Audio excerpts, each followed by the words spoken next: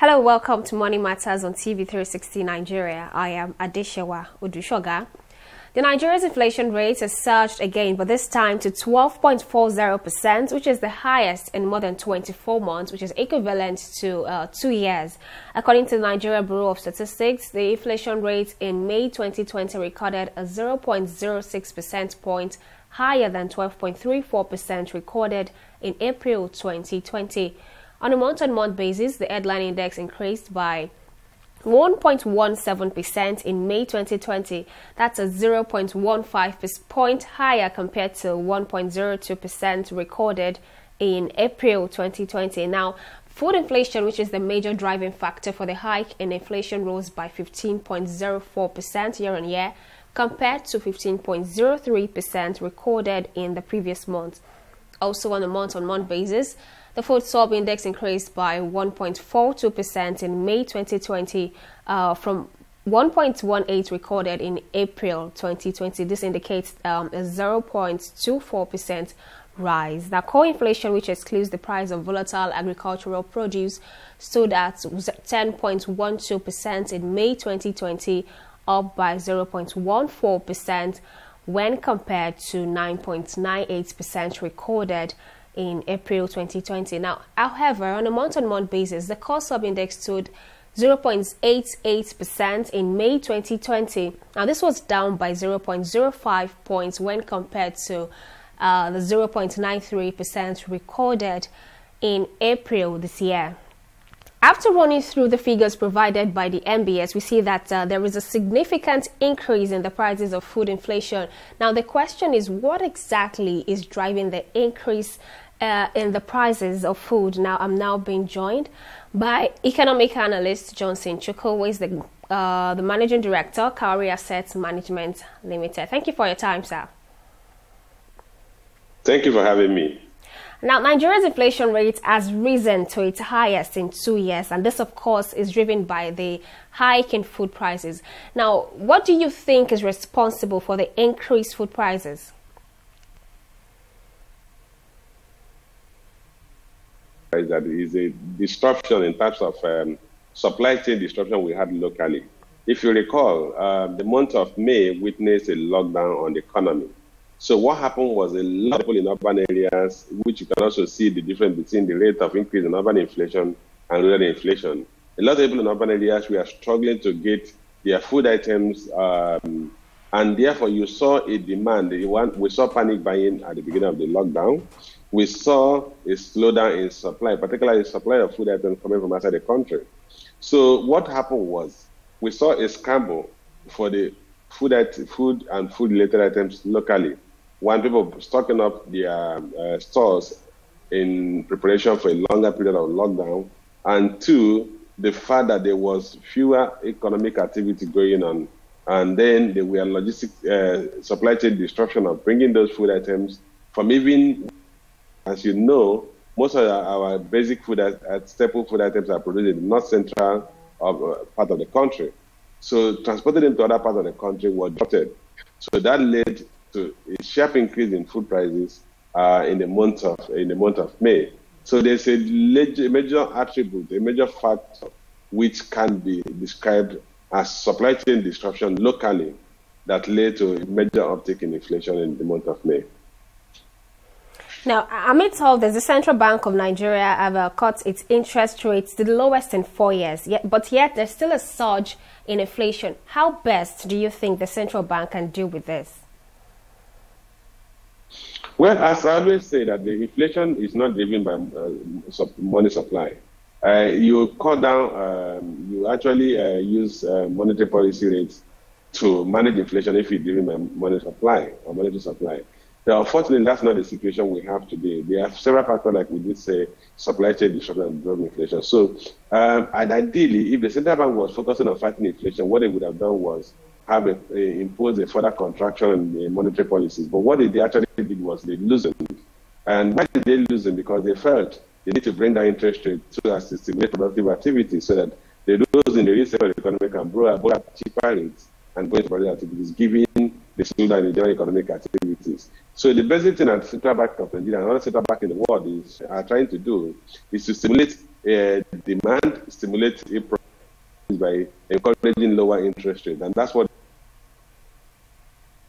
MPR from 13% to 12.5% at the last MPC meeting. Now, we see that the inflation rates have constantly been on the rise. Now, how high do you think this inflation rate can go before it begins to beat a retreat?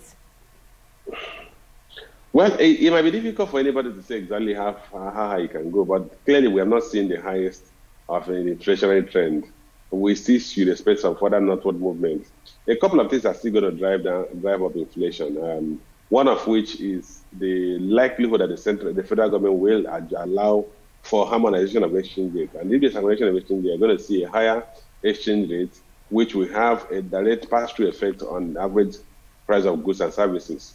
Because if you adopt a higher exchange rate for import and payment of duties and others, what have you, it should translate into higher cost of goods and services. That's one factor. Second factor is that it's likely that the federal government will remove the subsidy on petroleum products. That will lead to petroleum products being imported and matched to market.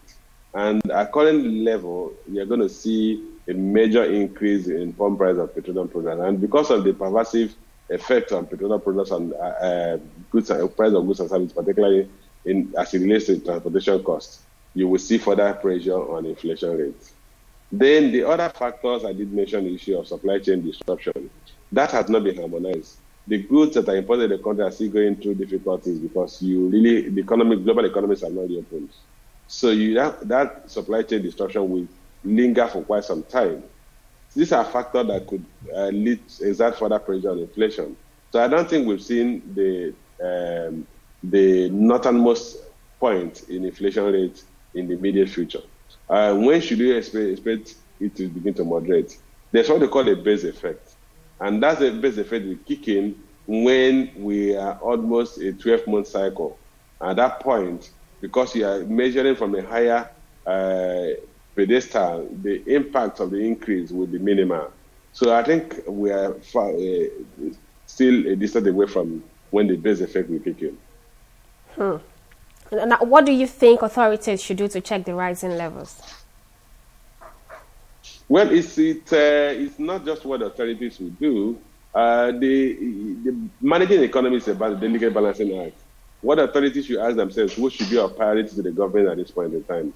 Is it to keep inflation rate low or to restore economic activities? And if you want to ask me, I want to believe that the preference of the government is to drive economic activity, to resume economic engagement, which is also the reason why the Monetary Policy Committee reduced the monetary policy rate at the last MPC meeting. Because ideally, like I said earlier, if you're having inflationary pressure, the appropriate thing to do is to tighten your monetary policy. But they loosened because they are willing to accept the cost of a higher inflation for the benefit of stimulating the economy. So I want to believe the fiscal authority are also going to adopt the same thing. The fiscal authority are already coming up with a 2.3 trillion naira stimulus package for the economy. That will obviously lead to a further uptick in inflation because you're going to see further injection. So for me, the priority of the government is let's get more people back to work, let's create economic activities so that people will continue to earn their livings. And then we deal with inflation at a later rate after we've stabilized the economy. Now, one thing is we've been seeing an increase in the inflationary figures even before the introduction of the pandemic to the Nigerian economy. Now, do you think that now that we are in the middle of a pandemic and this has taken its toll on the economy of Nigeria, are we likely to see increasing rate of inflationary figures? Yeah, that's why I pointed out that we are still dealing with supply chain disruption, which has not normalized. including at the local economic environment and internationally. Of course, we know our China accounts for about 26.2% of our imported goods and services. And today, China's economy has not fully reopened. In fact, China is doing some level of localized lockdown in Beijing and some other parts of China. Then US, the Western countries have not all reopened. And these are our major trading partners. So you are going to still continue to deal with the logistics supply chain disruption. Then locally, you know that the airlines have not resumed flights. Interstate lockdown is still on. So you really can't move freely from one locality, from one state to the other, across state borders. So those are impeding the free movement of goods and services. And there is an additional cost on transporting those goods and services. So these things will take some time to normalize. Even when these restrictions are lifted, people are going to impose their own personally induced restrictions because people are worried about getting infected. People are not interacting socially. So people are avoiding engagement that involve crowds. And this will all have some impact on economic activities. All right. Let me ask you, Nigeria seems not to be ready for a pandemic like this, and it looks like we were caught by surprise. Now, what do you think that the federal government is expected to do to avoid a significant effect of issues like this on Nigeria's economy going forward? Well, I would say clearly, Nigeria was not the country that was caught unprepared. Virtually all the countries in the world were caught unprepared. Even countries with the most advanced medical facilities were caught unprepared. U.S. has the highest number of infected people. U.S. has one of the most advanced medical system in the world. Western countries like Italy, France, Spain, these are highly advanced economies. Look at the United Kingdom. They are highly advanced economies in terms of both social services, in terms of medical practices. They were all caught unprepared. So it's not, there's nobody that could have prepared for this kind of pandemic. But the basic thing is that for us to manage economic collapse or economic recession, we need to build buffers. And those buffers will come in form of our foreign reserve, our local reserve, and then the structural economy. We need to further diversify our productive sector. We need to diversify our export earnings. And if we do all these things, then when the global economic recession of this nature hits, the impact on us will be moderated. But the kind of health pandemic we've seen in the recent past couple of months, there's nobody in the world, no country in the world was prepared for it. And it has had a devastating impact on virtually all the countries of the world. Well, Justin Chukwu, thank you very much for joining us on the program. That will be all. Thank you for having me. We'll go on a short break now, and when we come back, we'll be shifting our attention to the Nigerian oil and gas sector. Don't go away. Corruption not in my country. Madam. Madam, welcome.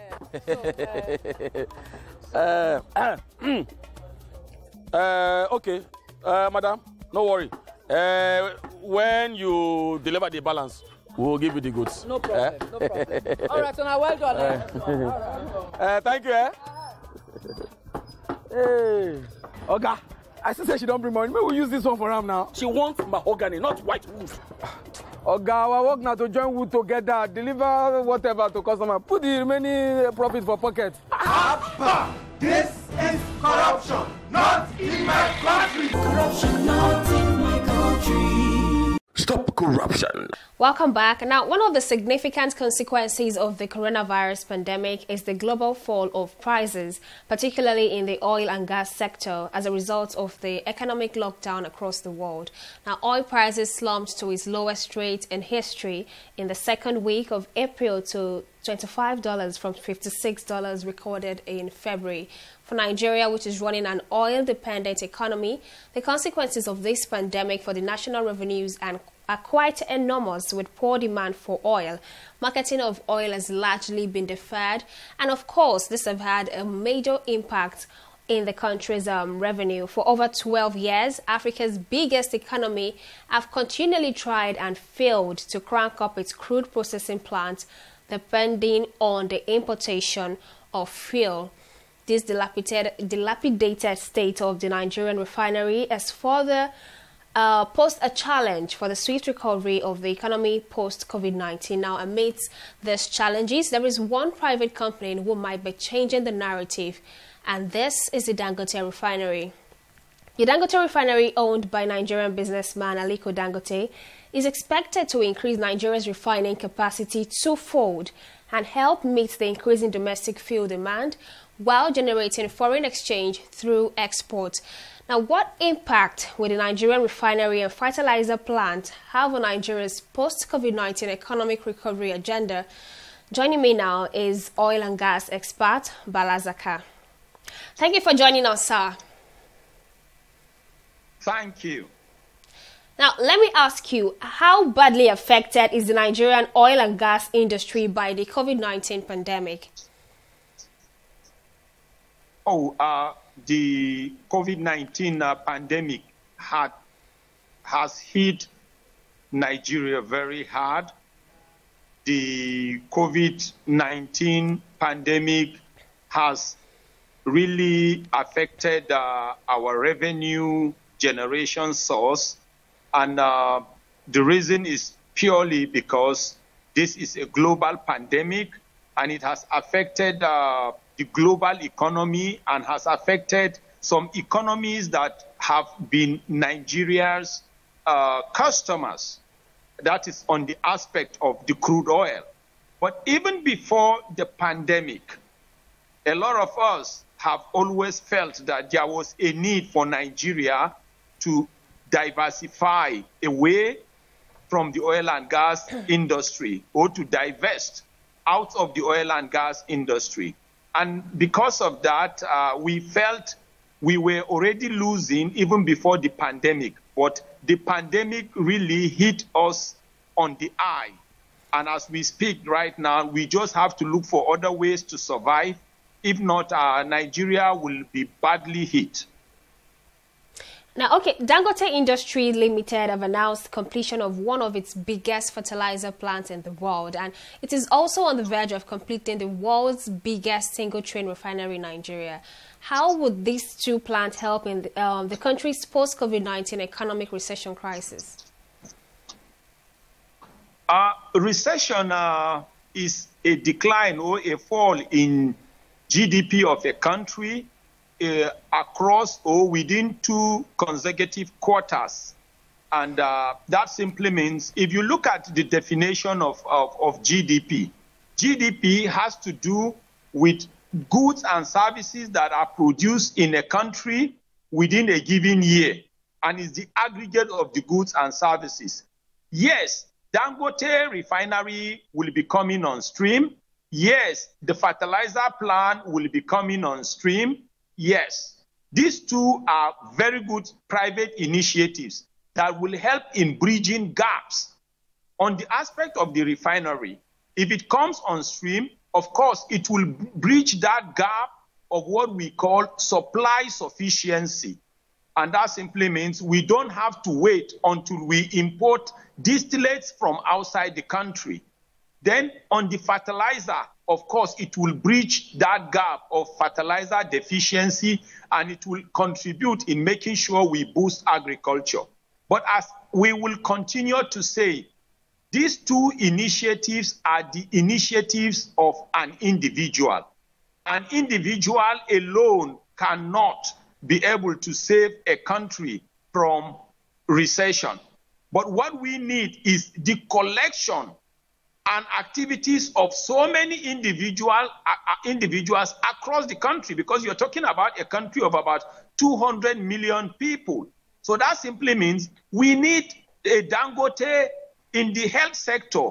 We need a Dangote in the manufacturing sector. We need a Dangote in the textile sector. We even need a Dangote in journalism. We need a Dangote in so many aspects of the economy and so many sectors. But the initiative of Dangote is something that is worthy of praise and emulation. But we have to understand that as a country of about 200 million people, we need to have a national initiative, because it is that national initiative that will help in empowering a greater part of the population who will end up contributing to the aggregate GDP of a country that will, particularly in the case of Nigeria, stop or help or halt us from going into recession.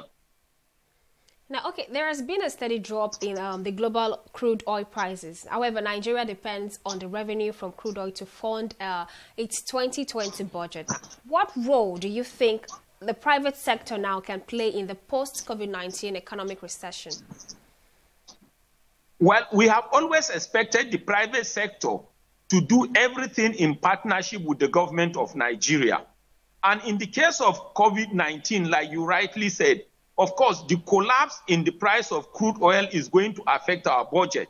It is affecting our budget principally because we rely on the sale of crude oil to be able to generate revenues to fund our economy or to fund our budget.